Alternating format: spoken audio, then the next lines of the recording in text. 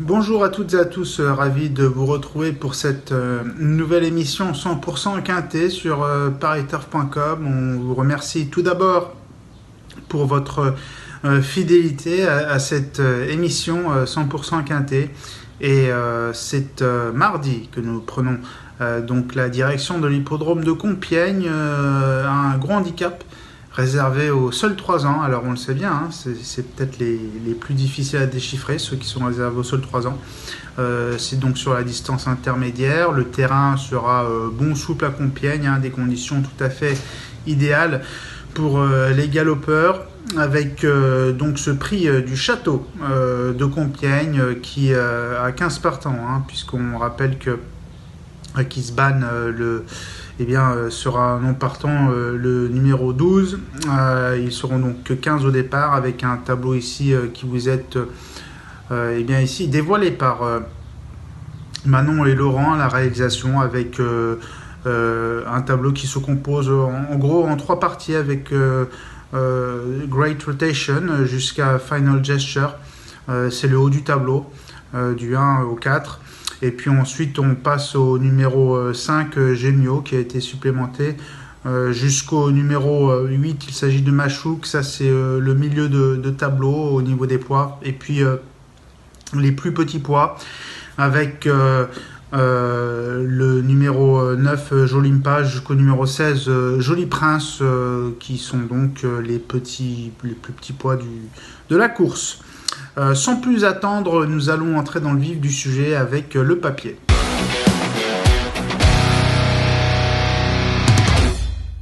Alors le papier dans cette confrontation donc pour les 3 ans, hein, ce quintet, prix du château de Compiègne, mardi, sur l'hippodrome du Putois, je vais parler tout d'abord du numéro 2, Sunray.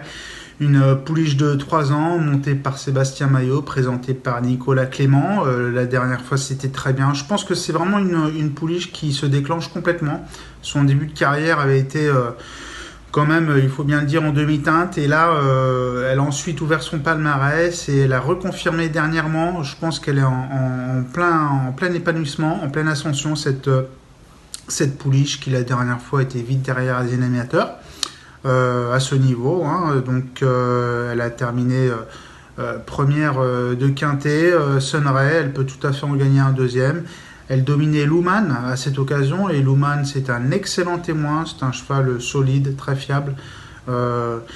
Donc cette Sunray, je la vois vraiment s'illustrer pour la victoire. On regarde sa course de référence, c'était le 7 juillet, dont le prix du Petit Pré à Paris-Longchamp sur 1850 mètres, et vous la voyez ici, c'est la casaque bleue et blanche avec la croix de Saint-André. Vous la voyez ici à la fin, donc s'imposer très confortablement, très facilement.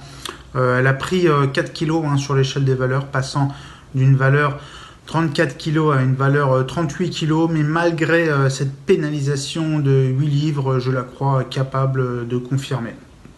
Ensuite, on va parler du numéro 3, Antelope Canyon, qui en dernier lieu à Saint-Cloud, dans le prix Dicta Drake. Ce sera une course référence, on le verra. C'est incliné d'un cheveu après une vive explication face à Woodstone. Vous voyez ici Antelope Canyon, ici donc cette course référence le 3 juillet à Saint-Cloud sur l'hippodrome du Val d'Or. C'est la casaque Niarchos.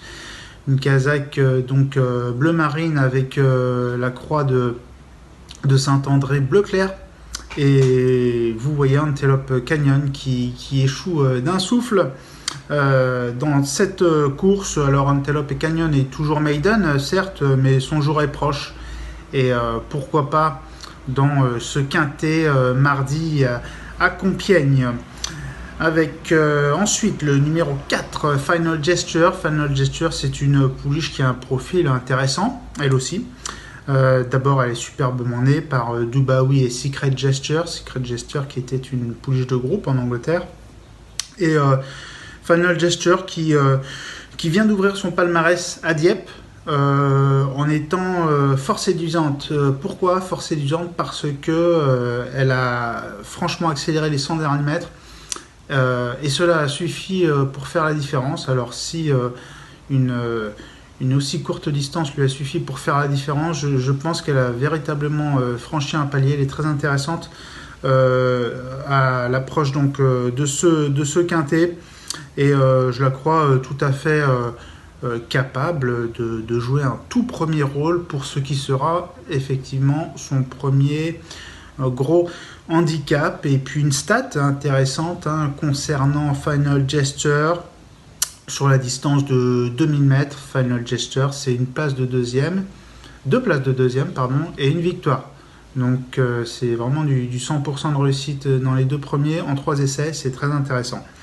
Ensuite, parlons du numéro 6, Bévan. Bévan, eh bien, il est tout simplement indissociable de Antelope Canyon, parce que Bévan, la dernière fois, donc le 3 juillet, à Saint-Cloud, dans le prix Dicta Drake, on peut pourquoi pas remonter la course référence. Vous voyez, Bévan, c'est la Kazakh, il me semble que c'est la Kazakh vert clair avec des dominos roses également.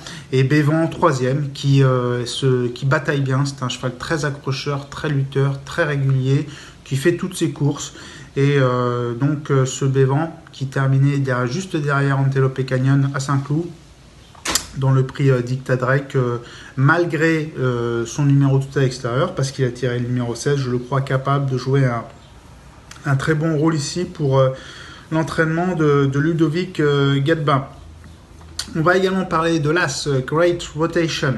Great Rotation, là aussi, c'est la ligne du prix Dicta Drake, le 3 juillet à Saint-Cloud. Alors, il terminait 5e, certes, mais c'était très plaisant. Il était attentiste, en retrait, et il a fourni un bon effort final. Cette fois-ci, je le crois capable de terminer beaucoup plus près.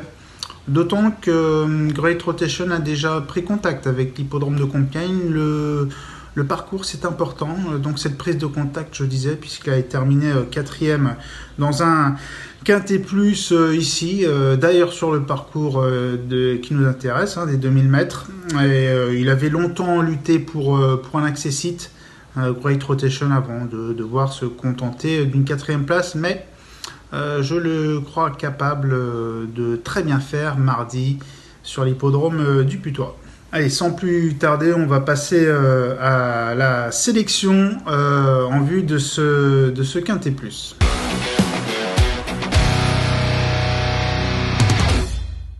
Donc notre choix pour ce quintet plus, eh bien, il est composé des 5 chevaux suivants. Alors en tête, le numéro 2, Sunray, qui me semble en plein boom cette pouliche, et je la crois capable de répéter, de confirmer ses récents succès. Donc pourquoi pas la passe de 3, évidemment, pour Sunray.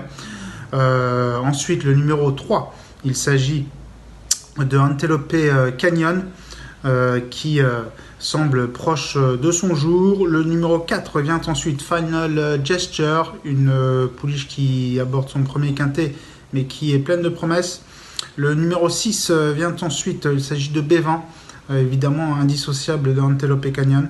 Et puis en 5e position, j'ai retenu l'As, donc Great Rotation, qui a de l'expérience, qui a du métier, qui est endurci, et qui, je pense, peut jouer un bon rôle. Voilà en ce qui concerne donc notre choix pour ce quintet plus, le prix du château de Compiègne réservé aux seuls 3 ans sur la distance de 2000 mètres mardi. Et on va aussi passer à notre conseil de jeu qui intervient beaucoup plus tôt en début de réunion dans la 2e course, le prix Péléas. C'est une listed avec le 205 Dolomite, un concurrent allemand qui est présenté par Peter Schirgen. Peter Schirgen, c'est un grand entraîneur, un grand jockey aussi. C'est notamment l'entraîneur de Dan Dream qui avait gagné un prix d'Arc de Triomphe il y a de ça une dizaine d'années. Donc Peter Schirgen délègue le numéro 5, le 205 Dolomite, invaincu en 3 sorties. J'étais présent à Compiègne la dernière fois lorsqu'il l'a remporté très plaisamment. Il était vite bien placé, et puis à la fin il a contré facilement toutes les attaques Dolomite.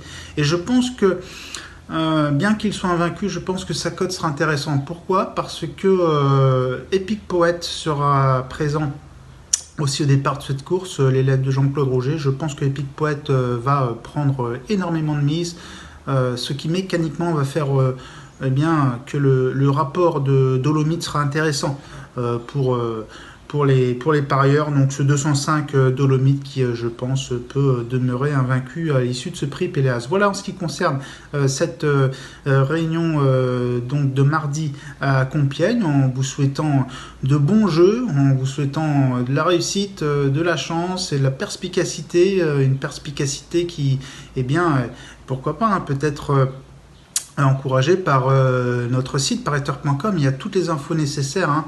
N'hésitez pas à consulter le site, acheter le journal et ou le site pareter.com donc pour faire votre papier pour étudier la course. Il y a tout ce qu'il faut.